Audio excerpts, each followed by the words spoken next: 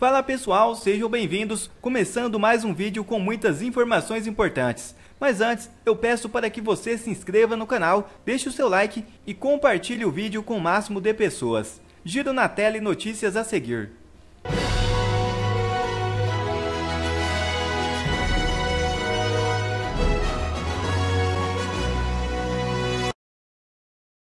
Mendonça surpreende a esquerda e não entrega a Gilmar a relatoria de processo infame que pede anistia a empreiteiras. É isso mesmo. A esquerda entrou com ação no STF e está pedindo anistia para construtoras da Lava Jato. A rigor, essa infame iniciativa jurídica tenta apagar da memória o único período em que empresas corruptoras e seus dirigentes tiveram um destino normal de suspeitos comuns de ladroagem, a cadeia, e faz parte da campanha para recompor o cenário de impunidade anterior aos crimes do Petrolão. A ação, pelo visto, quer que o país esqueça a corrupção. Entretanto, a pretensão dos autores da ação era no sentido de que fosse relatada pelo ministro do Gilmar Mendes. As siglas alegam no documento que o ministro do Gilmar Mendes deveria ser o relator por prevenção, pois ele já teria relatado um mandato de segurança sobre um acordo de leniência que estabeleceu a Controladoria Geral da União ser o único órgão responsável sobre negociações com as empresas. Entretanto, na distribuição do STF, o caso caiu para o ministro André Mendonça, que acaba de recusar o pedido para passar a relatoria desses processos para o ministro do Gilmar Mendes. André Mendonça destacou que a distribuição do processo foi regular no Supremo. Já outra notícia, Lula prepara novo golpe contra os militares e quer mexer na Constituição. É isso mesmo. O governo de Lula planeja uma ação contra militares na política, conforme informa o Estadão. De acordo com o jornal, o Planalto possui uma minuta de uma proposta de emenda à Constituição pronta, a qual proibiria militares da ativa de assumir cargos no Executivo e de participar em eleições. A intenção é que um parlamentar de centro aliado ao governo apresente a PEC. A reportagem do Estadão afirma que a minuta estabelece a transferência para a reserva, demissão ou licença ex-ofício do militar que se candidatar, independentemente do resultado das eleições. A licença ex-ofício equivale a uma aposentadoria imediata, mesmo sem o tempo de serviço, com vencimento proporcional ao período trabalhado. Atualmente, a Constituição permite que militares com mais de 10 anos de serviço voltem às atividades caso participe das eleições e não tenham sucesso nas urnas. A proposta também estabelece a criação de uma regra de afastamento para quem ocupar cargo de ministro do Estado. O texto aciona um parágrafo ao artigo 87 da Constituição, estabelecendo que os titulares da esplanada devem ser maiores de 21 anos e estar no exercício dos direitos políticos. O dispositivo incluído determina que, para tomar posse no cargo de ministro do Estado, o militar deve ser transferido para a reserva. O Estadão ainda informa que o texto foi elaborado pelo Ministério da Defesa após diálogo com os comandantes do Exército, da Marinha e da Aeronáutica, e enviado à Secretaria de Relações Institucionais da Presidência. A medida faz parte do plano do governo de despolitizar as Forças Armadas. A relação entre o Planalto e a caserna sofreu forte desgaste no início do ano, após as críticas de Lula à atuação de militares no 8 de janeiro, quando ocorreu a invasão à sede dos três poderes. Outra matéria. STF pode anular a eleição de 7 deputados. Ações foram movidas pelos seguintes partidos: Rede, PSB, Podemos e PP. O Supremo Tribunal Federal começou a julgar nesta sexta-feira 7 três ações que podem anular a eleição de 7 deputados federais. A análise acontece às vésperas da aposentadoria do ministro Ricardo Lewandowski, do STF, relator do caso. O fato de a decisão dos 11 ministros alterar a composição das bancadas da Câmara, fazendo com que partidos percam deputados, preocupou o Congresso. Na semana passada, o presidente da Câmara, Arthur Lira, se reuniu com Lewandowski para tratar sobre a questão. A eleição dos parlamentares está sendo julgada no plenário virtual do Supremo, em uma sessão que deve durar até sexta-feira 17. As legendas interpelam um cálculo de vagas das sobras eleitorais elaborados pelos tribunais regionais eleitorais. A conta determinou quais deputados foram eleitos.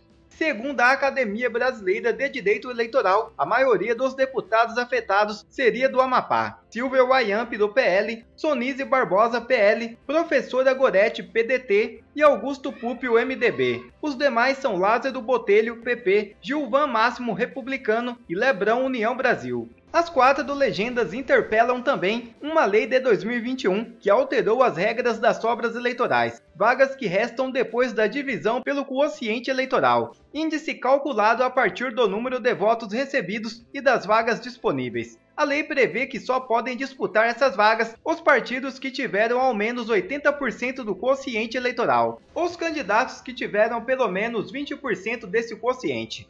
Os partidos consideram que essas regras ferem o pluralismo político e a igualdade de chances. As siglas argumentam que há erro nessa forma de cálculo adotada pela Justiça Eleitoral e que isso poderia levar a distorções no sistema proporcional, pois um partido poderia ficar com todas as vagas da Câmara caso seja o único a alcançar o quociente eleitoral.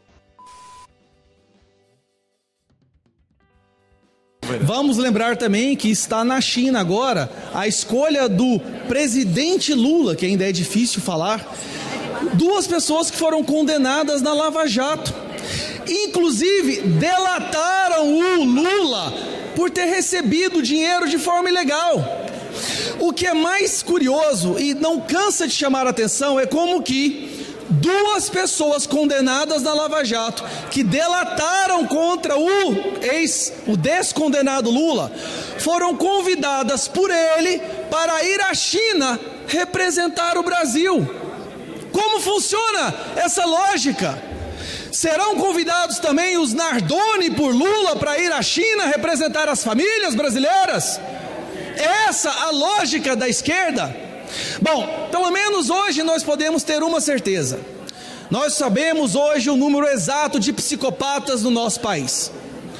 Foi feita uma pesquisa e, de acordo com a pesquisa que está em mãos, 90% reprovam Lula por fala sobre a armação de Moro. Aquela famigerada fala, meus queridos colegas, onde ele zomba, ele ri de uma facção criminosa que ameaça matar e torturar a família de um senador da República. 90% se diz contra essa fala. Isso não é bom, deputado. Isso quer dizer que nós temos no nosso país hoje 10% da nossa população tão ideologizada, tão sequestrada por essa nefasta ideologia, que acha que isso não é ruim. Dentre essas pessoas está, obviamente, o presidente da República, que foi o autor dessa fala, que por si só deveria ser um crime. E aí, nesse momento, nós temos o nosso ministro da Justiça tendo que responder perguntas um tanto quanto absurdas se nós vivêssemos em um país normal. Perguntas como o senhor foi visitar uma área dominada por facção criminosa sem escolta da polícia? Quem lhe deu autorização? Que garantia o senhor teve de que nada seria feito contra a sua pessoa, sendo que nenhuma ambulância pode entrar nessa área com medo de levar bala, sendo que nem polícia entra nessas regiões?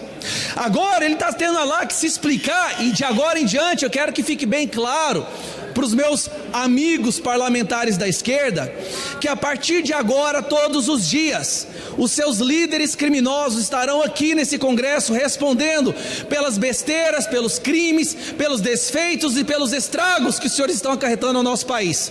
Não haverá nem sequer um dia de descanso.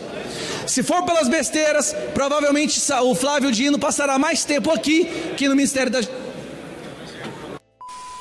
Bom, se você gostou desse vídeo e quer receber mais conteúdos como esse, então inscreva-se agora mesmo no canal, deixe o seu like e compartilhe esse vídeo com o máximo de pessoas. Assim você vai estar me ajudando demais. Fico por aqui, um forte abraço e que Deus abençoe a todos. Brasil acima de tudo e Deus acima de todos.